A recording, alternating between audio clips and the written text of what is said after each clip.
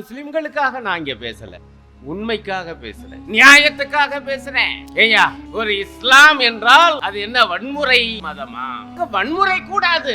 ஆளும் உயிர்கள் அனைத்தின் மீதும் அன்பு செலுத்து. அவர்கள் மனிதர்களாக இருந்தாலும் சரி, விலங்குகளாக இருந்தாலும் சரி, அதற்கு உரிய பலன் மறுமையிலே கிட்டும். நான் எல்லாரையும் பார்த்து தோழர்களே, ஆனா எங்களுக்கு முன்பே சக பயணிகளை தோழர்களே என அழைத்தவர், விழித்தவர் நபிகள் நாயகன் தான் இந்த உலகத்திலேயே. நீ எந்த மிருகத்தின் மாமிசத்தை சாப்பிடுகிறாயோ அந்த மிருகத்தின் குணம் மனிதா உனக்கு வந்துவிடும். நிச்சயம், யாரும் மறுக்க முடியாது. அவர் உடனே எல்லாம் கைதட்டாய்.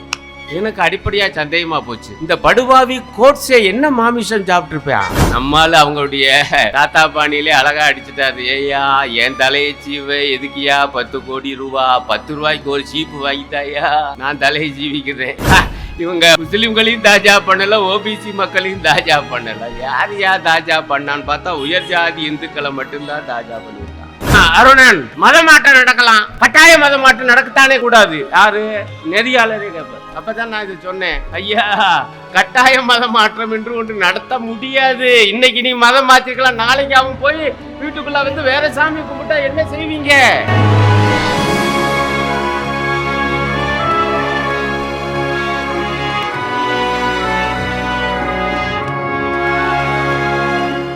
இந்த அவைக்கும் எதிரே வீட்டிற்கும் அன்பானவர்களுக்கும் எனது பண்பான அருமையான அன்பான வாழ்த்துக்கள். உண்மையிலேயே கொஞ்சம் வருத்தமாக இருக்கு, இப்படி ஒரு தலைப்பில் பேச வேண்டியிருக்கே தமிழ்நாட்டில். அதுவும் இஸ்லாமிய வெறுப்பை வேறறுப்போம் என்கிற தலைப்பிலே. கொஞ்ச காலத்துக்கு முன்பு வரை கூட அப்படி தமிழ்நாட்டில் இஸ்லாமிய வெறுப்பு, முஸ்லிம்கள் மீது வெறுப்பு என்கிற அந்த எண்ணம் அல்லது அதனால் எழுகிற சம்பவங்கள் என்பவை மிக மிக அரிது. நான் மதுரைக்காரன். அங்கே நான் இருக்கிற தெருவுக்கு பேர் மீனானூர்தீன் பள்ளிவாசல் சந்து. எனக்கு சின்ன பிள்ளையா இருக்கும்போது அதன் பெருமை தெரியாது. பக்கத்துல புகழ்பெற்ற காஜிமார் தெரு, அங்கதான் என்னுடைய நடமாட்டம் எல்லாம். அங்க முஸ்லீம் பெரியவர்கள் என்னை பார்த்து, நான் கொஞ்சம் பள்ளிக்கூடம் கல்லூரிக்கெல்லாம் மட்டம் அடிக்கிற ஆளு, கட்டடிக்கிற ஆளு, என்ன மாப்பிள்ள இன்னைக்கு பள்ளிக்கூடத்துக்கு போகலையா என்று உரிமையோடு கேட்பார்கள். படிச்சாதான் மாப்பிள்ள எதிர்காலம், படிப்பை விட்டுறாதீங்க அப்படின்னு அன்போடு எனக்கு புத்திமதி சொல்லுவாங்க. எங்கள் அப்பாலாம் அவங்கள அவ்வளவு மரியாதையோடு பார்ப்பாங்க, மரியாதையோடு பேசுவாங்க அவங்க கூடவெல்லாம். அந்த காட்சியெல்லாம் நான் கண்ணார கண்டிருக்கேன். எங்கள் அம்மா எப்பாவது ஒருக்கா தான், அந்த காலத்தில் இந்த பிராய்லர் கோழிலாம் இல்லை, நாட்டுக்கோழி அடிக்கிறது தானே வழக்கம்.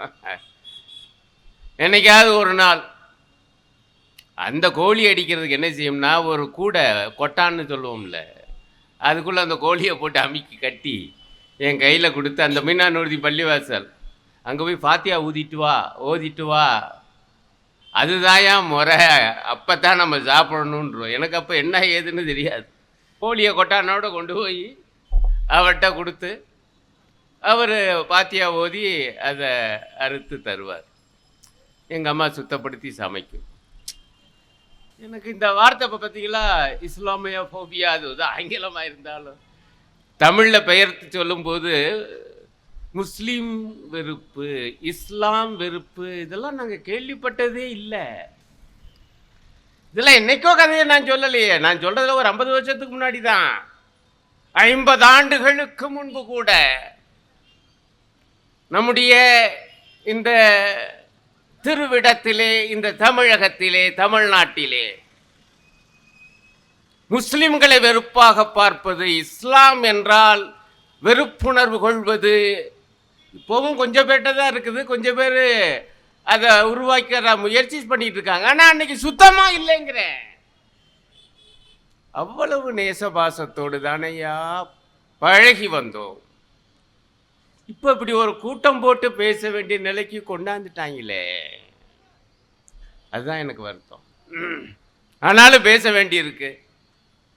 ஏன்னா விஷயம் நாடாளுமன்றம் வரைக்கும் போயிடுச்சு. இங்கே இளம் பிள்ளைகள்லாம் பேசினாங்க, பெரியவங்கெல்லாம் பேசினாங்க. இஸ்லாம் வெறுப்பு, முஸ்லிம்கள் மீது வன்மம். ஏதோ தெருவோரங்கள்ல ஒரு முனாந்தர நாளாந்தர பேச்சாளர் பேசுகிற பேச்சு அல்ல. நாடாளுமன்றத்திலே சில தினங்களுக்கு முன்பு ஆளுங்கட்சியை சார்ந்த பாஜக எம்பி ஒருவர் பகுஜன் சமாஜ் கட்சி எம்பியை பார்த்து அவர் ஒரு முஸ்லிம் என்கிற ஒரே காரணத்தினால் சொல்லக்கூடாத வார்த்தைகளை எல்லாம் சொல்லி இருக்கிறார். அதெல்லாம் நீங்க சொல்லவே எனக்கு நான் கூசுது. முஸ்லிம் தீவிரவாதி, நீ ஒரு பயங்கரவாதி. இது மக்கள் தேர்ந்தெடுத்து அனுப்பி இருக்கக்கூடிய அந்த எம்பியை பார்த்து இன்னும் மிக மிக மோசமான வார்த்தைகள் இஸ்லாம் மதத்தோடு திட்டமிட்டு முடிச்சு போட்டு சொன்ன ஆபாச வார்த்தைகள். எவ்வளவு வெறுப்பு எங்க வரைக்கும். இதுல பொதுவா இந்த மாதிரி அநாகரிகமா பேசுனா, ஆபாசமா பேசுனா, பிரமத வெறுப்பை உதிர்ந்தால் அது அந்த நாடாளுமன்ற பேச்சு குறிப்பிலிருந்து நீக்கப்படும். சகோதர சகோதரிகளே, இப்ப நான் அந்த கடிதத்தை பார்த்துட்டு வர்றேன். அந்த பகுஜன் சமாஜ் கட்சியினுடைய முஸ்லிம் எம்பி சபாநாயகருக்கு ஒரு கடிதம் அனுப்பியிருக்காரு.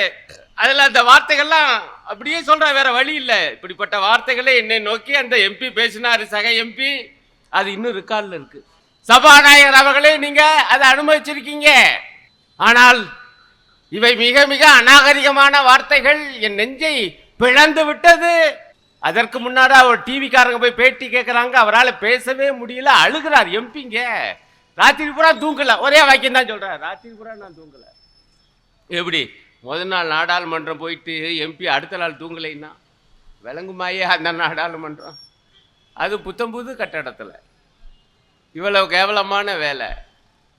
ஆகவே அவர் மீது நடவடிக்கை எடுக்க வேண்டும், இந்த விஷயத்தை உரிமை குழுவுக்கு அனுப்ப வேண்டும் என்று அவர் இன்றைக்கு கடிதம் எழுதியிருக்கிறார்.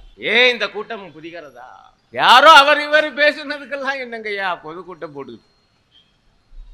அதை விட நான் அந்த காட்சி, அவர் அப்படி திட்டுறாருல்ல அந்த பாஜக எம்பி, முஸ்லீம் எம்பியை பார்த்து, அதில் பக்கத்தில் ஒரு ஆள் உட்காந்துக்கிட்டு சிரிச்சுக்கிட்டே இருப்பார் பாருங்க, இன்னொரு பாஜக எம்பி. எவ்வளவு மோசமாக, எவ்வளவு தரங்கட்டதனமாக ஆளுங்கட்சியை சார்ந்த எம்பிக்கள் மக்களவையில் நாடாளுமன்றத்தில் இருக்கிறார். என்ன சொல்லி முஸ்லிம் வெறுப்பை விதைக்கிறார்கள். ஐயா, அவர் திரும்ப திரும்ப சொல்றாருதான், நீ ஒரு முஸ்லிம் தீவிரவாதி, நீ ஒரு பயங்கரவாதி. இப்படியா முத்திர குத்தி குத்தி ஒரு பையை திரும்ப திரும்ப சொல்லி அதை உண்மை போல ஆக்குகிற அந்த ஹிட்லருடைய கோயாபல்ஸ் வேலை. அதை கூச்சமில்லாமல் நாடாளுமன்றத்துக்குள்ளேயே செய்யறாங்கன்னா இந்த நாடு எதை நோக்கி போகுது? பேசித்தானே ஆக வேண்டி இருக்கு. இந்த திருச்சியில நண்பர்களே, இது அதிகமாக முஸ்லிம் மக்கள் வந்திருக்கீங்க, இயல்பு. ஆனால் வேறு மதத்தவர்களும் இருக்காங்க. இங்கே பெரியவங்க அருட்தந்தை எவ்வளோ அழகா பேசினார்னு நீங்க எல்லாம் கேட்டீங்க. அதே போல இந்துக்கள் இங்கே வந்திருக்கீங்க. வரபோது ஏதோ கேட்டுக்கிட்டு போறக்கூடிய இந்துக்களும் இருக்காங்க, எல்லாரும் இருக்கோம். ஆனா முஸ்லிம்களுக்காக நான் இங்கே பேசல, உண்மைக்காக பேசுறேன், நியாயத்துக்காக பேசுறேன்.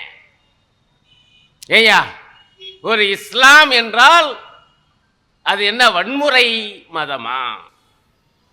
அப்படிதான் ஒரு மோசமான பிம்பத்தை கட்டமைக்கிறாங்க. இஸ்லாம் என்றால் அது வன்முறையை ஆதரிக்கக்கூடியது, வன்முறையால் வளர்ந்தது, வன்முறையை நம்பி இருப்பது. ஆகவே இஸ்லாம் தீவிரவாதி தான் வருது. அது நண்பர்களே, நான் வேறு சில நூல்கள் இதெல்லாம் படித்து அதிலிருந்தெல்லாம் சொல்ல முடியும். அதுவும் புனித குர்ஆனிலிருந்தும் என்னால் சொல்ல முடியும், படிச்சிருக்கேன். ஆனால் எனக்கு இப்போ சமீபத்தில் ஒரு அருமையான நூல் கிடைச்சு. நான் துபாயில் ஒரு 50 நாட்கள் இருக்க வேண்டிய நிலை ஏற்பட்டுச்சு. துபாயினுடைய இஸ்லாமிய செய்தி மையம் என்று ஒன்று அங்கே இருக்கு. அது வெளியிட்டுள்ள நூல் இது. அங்கே இருக்கக்கூடிய நண்பர்கள் என்னை கலந்து பேசிய பொழுது, உரையாடல் நடத்தின பொழுது இந்த நூலை கொடுத்துட்டு போனாங்க. இது ஆங்கிலத்தில் A Brief Illustrated Guide to Understanding Islam. இஸ்லாமை புரிந்து கொள்வதற்கான ஒரு சுருக்கமான ஒரு வழிகாட்டும் நூல். உண்மையிலே அது சிறிய நூல் தான். உள்ள ரொம்ப அழகாக அச்சிடப்பட்டிருக்கு, அழகழகான படங்கள். யார் வேணாலும் உடனே எடுத்து கடகடன் பிடிக்க தூண்டும். அப்படி நான் நினைக்கிறேன். அநேகமாக ஈவன் பல லட்சம் பிரதிகள் கூட இன்னும் யாரும் அது விநியோகம் ஆகியிருக்கலாம். அப்படிப்பட்ட ஒரு நூல். அறிஞர் பெருமக்கள் பலரும் சேர்ந்து இந்த நூலை உருவாக்கியிருக்காங்க. ஆனால் ரொம்ப கனக்கச்சிதமாக சுருக்கமாக என்னை போன்ற இஸ்லாம் அல்லாதவரும் புரிந்து கொள்ளத்தக்க வகையில் இதில் ஒரு 2 பக்கத்தை நான் படிச்சு விட்டு அசந்து போயிட்டேன். அது என்ன சொல்றாங்கன்னா, இஸ்லாம் அன்பு மயம், அன்பு மதம். இஸ்லாம் கருணை மதம். இஸ்லாம் அஹிம்சா மதம் என்று முதல் அறிவிப்பு. இப்படி ஒரு மதம் தன்னைத்தானே இது கருணை மதம் ஐயா, இது அன்பு மதம் ஐயா என்று அறிவிப்பதே மிக முக்கியமான ஒரு கொள்கை நிலைப்பாடு. ஆனா யாரோ 2 பேர் சேர்ந்து ஒரு புத்தகத்தில் சொல்றதுக்கெல்லாம் அல்ல பிரச்சனை. அதுக்கு ஆதாரம் கொடுக்குறாங்க. என்ன ஆதாரம் என்றால், நபிகள் பெருமகனார், நபிகள் நாயகம், இந்த மதம் இஸ்லாம் அன்பு மதம், இஸ்லாம் என்றாலே சமாதானம், இது சமாதான மதம் என்று எப்படி சொல்லுகிறார், எப்படியெல்லாம் சொல்லுகிறார் என்று அந்த நூலிலே வருது. அவர் ஒரு இடத்துல சொல்றாரு, இஸ்லாம் இறுதி தீர்ப்பு நாளிலே நம்பிக்கை உள்ள ஒரு மதம். இறுதி தீர்ப்பு நாளில் எல்லாரும் வரிசையா நிற்பாங்க.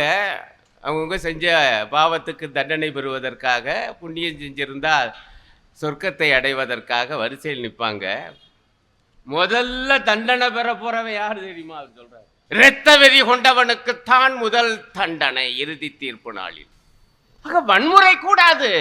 இம்மையிலே வன்முறையிலே ஈடுபட்டால் மறுமையிலே உனக்குத்தானையா முதல் தண்டனை இறுதி தீர்ப்பு நாளில். இந்த நபிகளாருடைய அருள்வாக்கை எடுத்து போடுறாங்க. அதை விட எனக்கு ரொம்ப ஆச்சரியம், நபிகள் பெருமானார்ட்ட கேட்குறாங்க, எங்க நபிகள் நாயகமே, மனுஷனிடம் அன்பு செலுத்தினா தான் அங்கே மறுமையில் நமக்கு சொர்க்கம் கிடைக்குமா, பிற உயிர்களிடம் அன்பு செலுத்தினாலும் கிடைக்குமா அப்படின்னு ஒரு கேள்வி. நபிகள் சொல்றாரு, ஒரு பெண்மணி பூனையை கூண்டில் அடைத்து உணவு கொடுக்காமல் சித்திரவதை செய்தால் அந்த பெண்ணுக்கு நரகம் நிச்சயம். பூனை மீது கூட எங்கேயாவது இப்படி பேசியிருப்பான்னு கேள்விப்பட்டிருப்பீங்களா? பூனை மீது கூட நபிகளாருக்கு அவ்வளவு அவர் பார்த்திருக்காரு. இதெல்லாம் சில நேரங்களில் கோபதாபத்தில் செய்வோம்ல. நான் ஒரு நாய் வளர்த்தேன், அதுக்கு ஜாலின்னு பேர் வச்சேன் தெரியுமா? ஜாலி சினிமா பஞ்சில் அன்னைக்கு வாங்கினேன், அதனால அதுக்கு பேர் ஜாலி. சில நேரங்களில் அடிச்சிடுவேன், அது அன்னைக்கு ராத்திரி கூட அழுவேன், இது எதுக்கு அடிக்கணும், ஏன் அழணும், ஆனால் எல்லாம் நான் செஞ்சிருக்கேன். இதை பார்க்குறாரு, ஒரு பூனை வளர்க்குது ஒரு அம்மா, பூனை மேலே கோபம்.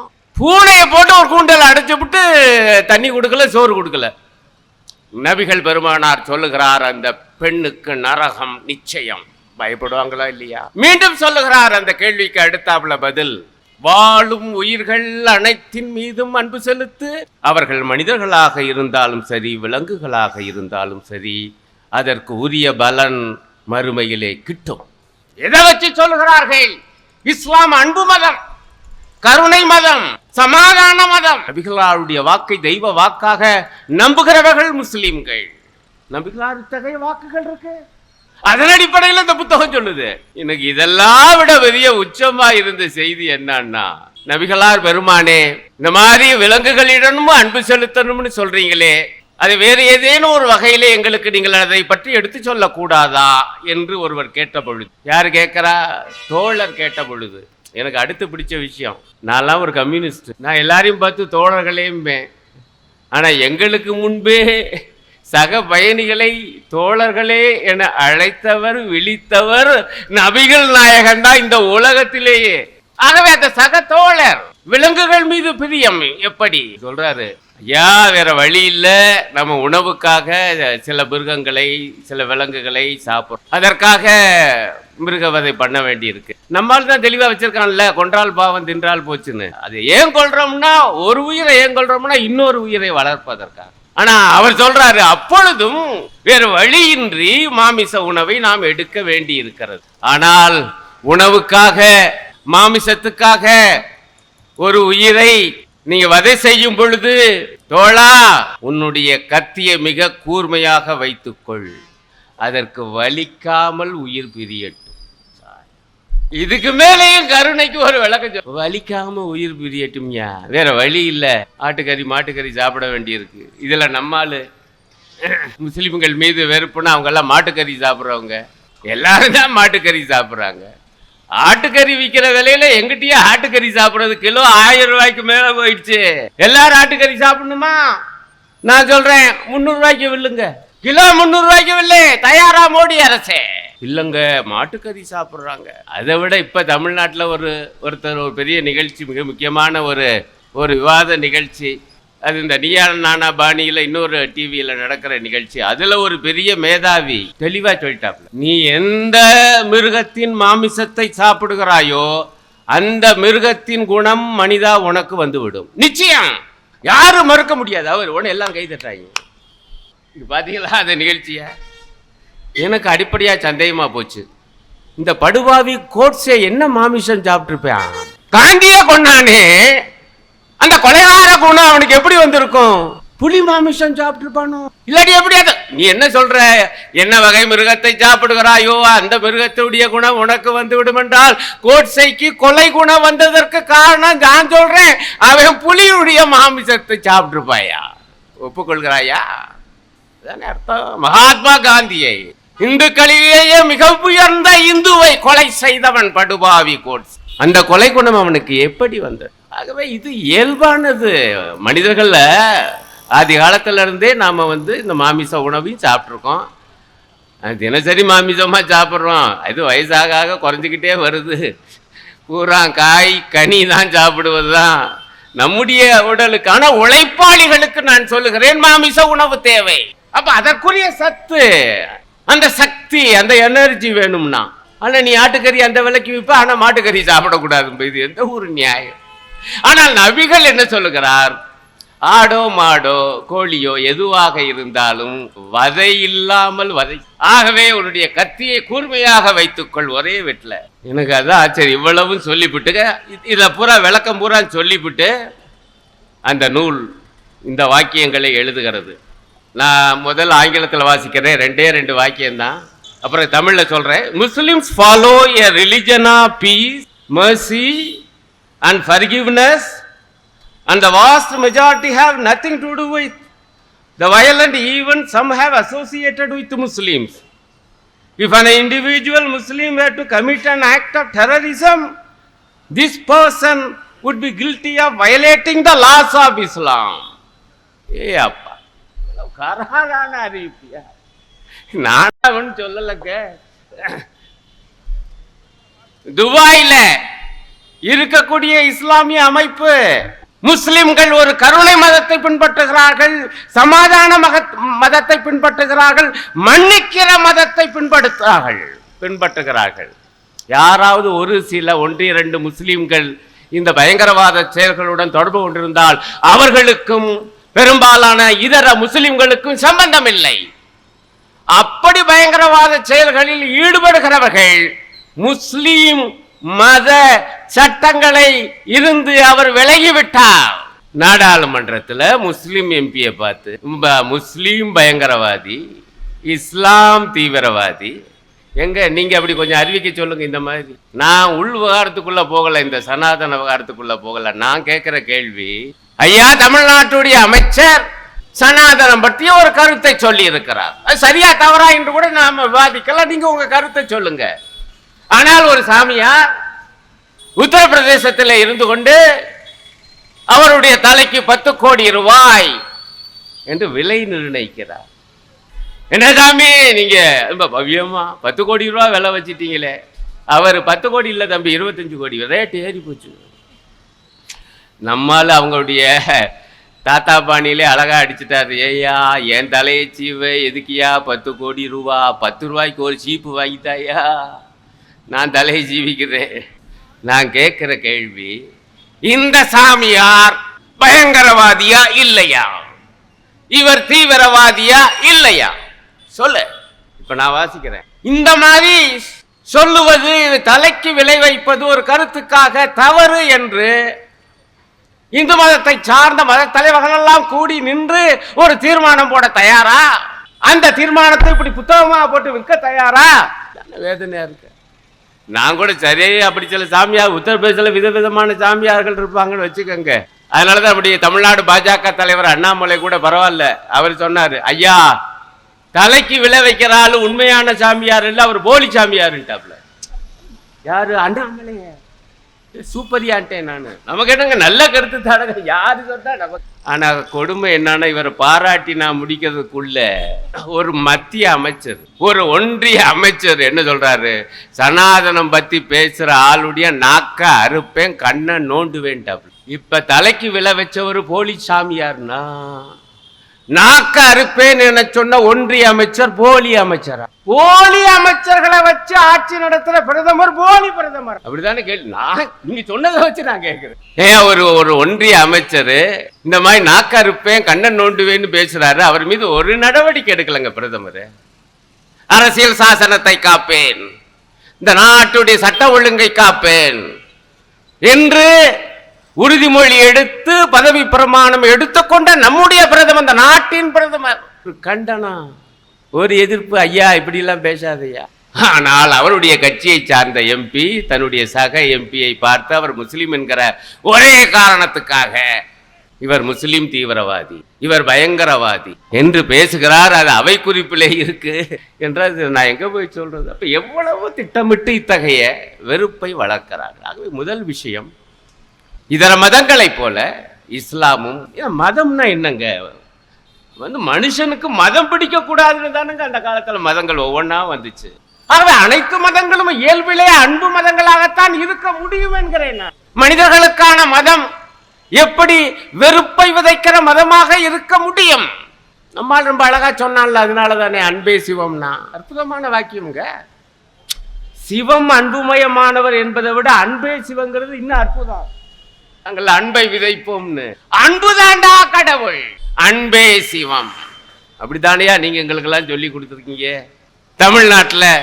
ஆனால் இன்றைய தினம் கூச்சமே இல்லாமல் சக எம்பியை பார்த்து இப்படி, இந்த நாட்டிலே 15% பேர் முஸ்லிம் மக்கள், அந்த மக்கள் பின்பற்றுகிற மதத்தை அது பலாத்கார மதம் என்று எந்த ஆதாரமும் இல்லாமல் அவதூறு செய்ய உங்களுக்கு என்ன உரிமை இருக்கிறது? என்ன யோக்கியதை இருக்கிறது? என்ன ஆதாரம் இருக்கிறது? நான் கொடுக்கிறேன் ஆதாரம். இவ்வளவு இந்த நாட்டில் உள்ள நிலைமை தான். அப்புறம் இன்னொரு குற்றச்சாட்டு, இந்த முஸ்லிம்களை ரொம்ப தாஜா பண்றாங்க. அந்த நாடு பயங்கர தாஜா. இதுவரைக்கும் ஆட்சியில் இருந்தவர்கள் எல்லாம் முஸ்லிம்களை தாஜா பண்ணிட்டாங்க. காங்கிரஸ்காரங்கனாலும் சரி, கம்யூனிஸ்டுகளின் ஆதரவோடு வந்த காங்கிரஸ் ஆட்சினாலும் சரி, அல்லது தமிழ்நாடு போன்ற மாநிலங்களை ஆளுகிற திராவிட இயக்க ஆட்சிகள் ஆனாலும் சரி, கட்சிகள் ஆனாலும் சரி, இவங்களை எல்லாருமே முஸ்லிம்களை ரொம்ப ரொம்ப தாஜா பண்ணி அவங்கள கெடுத்துட்டாங்க. இதை விடாம சொல்லிட்டு வர்றாங்க, அப்பீஸ்மென்ட் பாலிடிக்ஸ். இதுக்கு ஒரு பேர் வேற, ரொம்ப தாஜா அரசியல். நான் கேட்கிறேன், எங்கயா தாஜா அரசியல் பண்ணி இருந்தால் இந்த நாட்டில் அரசியல் அதிகாரத்தில் அவங்க வந்திருக்கணும்ல முஸ்லீம்கள். இப்ப நான் ஏன் இந்த நாடாளுமன்ற எம்பியை பத்தி பேசினேன்னா, 543 மக்களவை உறுப்பினர்கள் லோக்சபால. இன்றைய தினம் 2019 தேர்தலில் தேர்ந்தெடுக்கப்பட்ட மதத்தால் முஸ்லிம்கள் எத்தனை பேர்? எல்லா கட்சியும் வெறும் 27 பேர். தயவு செய்து இந்து மக்களே கேளுங்கள் நம்முடைய சகோதரர்களுடைய நிலைமையை. இதுதான் தாஜா பண்ண லட்சணம். இத்தனை கட்சிகளும் சேர்ந்து 543 பேரிலே வெறும் 27 பேர் தான் முஸ்லிம்கள். நாடாளும் 5% தான். ஆனால் மக்கள் தொகையிலே அவர்கள் 15%. 15% மக்களுக்கு வெறும் 5% இடஒதுக்கீடு. இடஒதுக்கீடு அல்ல, அவ்வளவுதான் இடம் ஒதுக்கீடு. எங்க தாஜா பண்ணா இப்படியாயா இருக்கு அவங்க நிலைமை? சச்சார் கூட அறிக்கை என்ன சொன்னுச்சு? 15% பேர் மக்கள் தொகையிலே முஸ்லிம்கள். ஆனால் IAS வெறும் 4%, IPS இன்னும் நிலைமை மோசம், வெறும் 3%. அதே போல நான் சொல்லிக்கொண்டே போல, அந்த அறிக்கையில வரிசையாக இருக்கிறது. இதெல்லாம் எவ்வளவு அபத்தம். தாஜா பண்ணாங்க. ஆனால் அவருடைய வாழ்விலே, அது கல்வியாகட்டும் சரி, நான் பொது வாழ்வை பற்றி சொன்னேன். கல்வியை பொறுத்தவரையில, அது உயர்கல்வியில மிகவும் பின்தங்கி இருக்கக்கூடிய ஒரு சமூகம் இன்றைய தினம் முஸ்லிம்கள். இன்றைக்கு மக்களவையிலே முஸ்லிம்கள் வெறும் 5%. அடுத்து வஞ்சிக்கப்பட்ட மக்கள் யார் தெரியுமா? இந்து மக்களை தெரிந்து கொள்ளுங்கள். பிற்படுத்தப்பட்ட வகுப்பார் 543 எம்பிக்கள். ஆனால் OBC எனப்படுகிற பிற்படுத்தப்பட்ட வகுப்பார் வெறும் 22% தான். அந்த பிற்படுத்தப்பட்ட வகுப்பாலையும் பல முஸ்லிம் அமைப்புகள் சாதிகளும் உண்டு. ஆனா உயர் சாதியினர் எவ்வளவு தெரியுமா? 43%. மக்கள் தொகையில எவ்வளவு? வட இந்தியாவில் கொஞ்சம் கூடுதல்ங்கிறாங்க. எவ்வளவு கூட்டி கழிச்சு பார்த்தாலும் 15% மேல போகாது. ஆனால் நாடாளுமன்றத்திலே உயர் சாதியினர் 43% இந்துக்களே. இவங்க முஸ்லிம்களையும் தாஜா பண்ணல, ஓபிசி மக்களையும் தாஜா பண்ணல. யார் தாஜா பண்ணான்னு பார்த்தா உயர் ஜாதி இந்துக்களை மட்டும்தான் தாஜா பண்ணியிருக்கான். இதான் அந்த நாட்டுடைய அரசியல் வரலாறு. ஒரே வாக்கியத்தில் சொன்னா இவ்வளவுதான் அரசியல். என்ன அர்த்தத்தில் அவங்க தாஜா பண்ணப்பட்டாங்க? எப்படி அடுக்கடுக்கான பொய்கள். கேட்டா ஐயா கட்டாய மதம் மாற்றம் பண்றாங்க ஐயா முஸ்லிம்கள். அதுவும் நம்ம பாதிரியாலாம் இருக்காங்க. பார்த்த உடனே ஒரே வார்த்தை தான், பூரா கட்டாய மத மாற்றம் நடக்கும். நான் கேட்குறேன், எனக்கு அடிப்படையாகவே ஒரு சந்தேகம். மத மாற்றம் நடக்குது, நடக்கலாம். கட்டாய மத மாற்றத்தை நடத்த முடியுமா? இதுதான் நான் கேட்குற அடிப்படையான கேள்வி. இப்போ ஒன்றும் இல்லைங்க, இன்னைக்கு என்னமோ பயமுறுத்தி என்னை இந்து மதத்திலேருந்து இஸ்லாமுக்கோ கிறிஸ்தவத்துக்கோ கொண்டு போயிட்டீங்க. இன்னைக்கு மிரட்டி, இந்த தமிழ் சினிமாலாம் வருதுல, வில்லன் மிரட்டு கையெழுத்து போடுமே பத்திரத்தில். ரொம்ப காலமாக நான் சொல்லிக்கிட்டு இருக்கேன், ஏண்டா மிரட்டி கையெழுத்து வாங்கினா செல்லாதுடா முட்டா பயல்களா, அதுவே உங்களுக்கு இன்னும் ஒன்றும் தெரியலையேடா. ஏண்டா ரிஜிஸ்டார் ஆஃபீஸில் போய் ரிஜிஸ்டார் முன்னாடி இல்லடா கையெழுத்து போடணும், இன்னும் தூணில் கட்டி கையெழுத்து வாங்குற வேலையை விட மாட்டீங்களாடா. அது தனி கதை, நான் சினிமா பற்றி தனியாக பேசணும், அது நிறைய நூல்கள் எழுதியிருக்கேன். ஆனால் என்ன பிரச்சனை என்னன்னா, மத மாற்றத்தை எப்படி கட்டாயப்படுத்த முடியுங்கிற. இன்னைக்கு என்னைய கட்டாயப்படுத்தி மதம் மாற்றிட்டீங்க. நாளைக்கு நான் போய் நான் முருகனை கும்பிட மாட்டானா, நடராஜரை கும்பிட மாட்டானா, அல்லது என்னுடைய கருப்பசாமியை கும்பிட மாட்டானா, முனியாண்டியை கும்பிட மாட்டானா, என் காத்தவராயனை கும்பிட மாட்டானா, மதுரவீரனை கும்பிட மாட்டானா? நீங்க தினசரி துப்பாக்கி வச்சுட்டு இருப்பீங்களா? தினசரி என் கழுத்துல கத்தி வச்சுட்டு இருப்பீங்களா? இது அர்த்தம் இல்லாம அபத்தமான வாதம் அந்த கட்டாய மத மாற்றம் என்பது. இந்த டிவி விவாதத்தை பத்தி நல்லா சொன்னாங்க, அங்க கூட அப்படித்தான் என்னை கேட்பாங்க.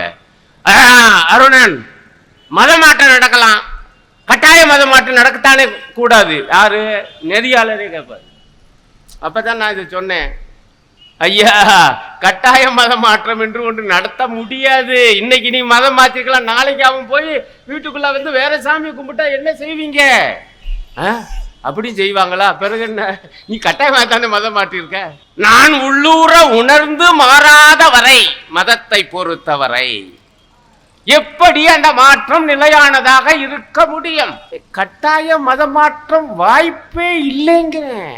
ஆனா இந்த நாட்டில் பல மாநிலங்களில் கட்டாய மத மாற்ற தடை சட்டம்னு ஒரு சட்டம். உண்மை என்னன்னா, மத மாற்றத்தை தடை செய்யறது சட்டம், அவ்வளவுதான்.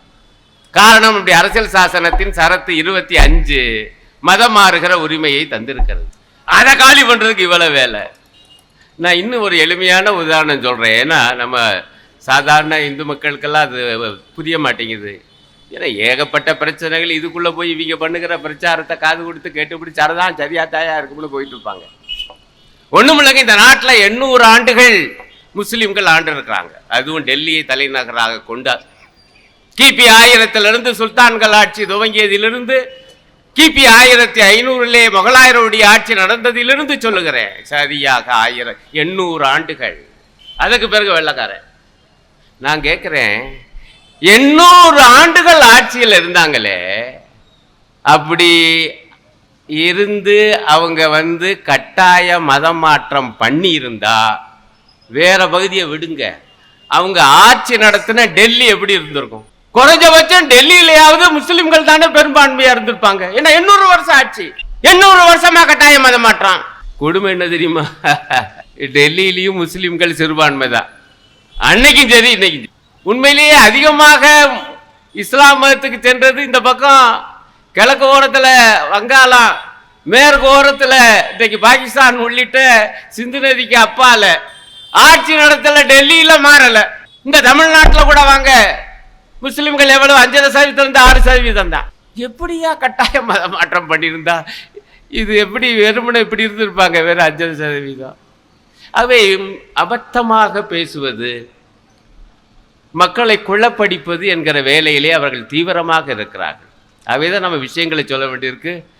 மழை மிரட்டுகிறது, நம்ம நண்பர் பேசுகிறேன். ஆகவே ஒன்றை சொல்லி முடிக்கிறேன். நான் என்னுடைய அன்பான இந்துக்களுக்கு ஒரே ஒரு வார்த்தை, ஏதோ முஸ்லீம்களை எதிர்த்து இவங்க இப்படி வெறுப்பு பிரச்சாரம் பண்ணுறாங்க நமக்கென்ன என்று நீங்கள் பாட்டுக்கு போயிட்டு இருக்காதீங்க. முஸ்லிம்களும் கிறிஸ்தவர்களும் இருக்கும் வரைதான் நம்மையெல்லாம் இந்துக்கள் என அழைப்பார்கள்.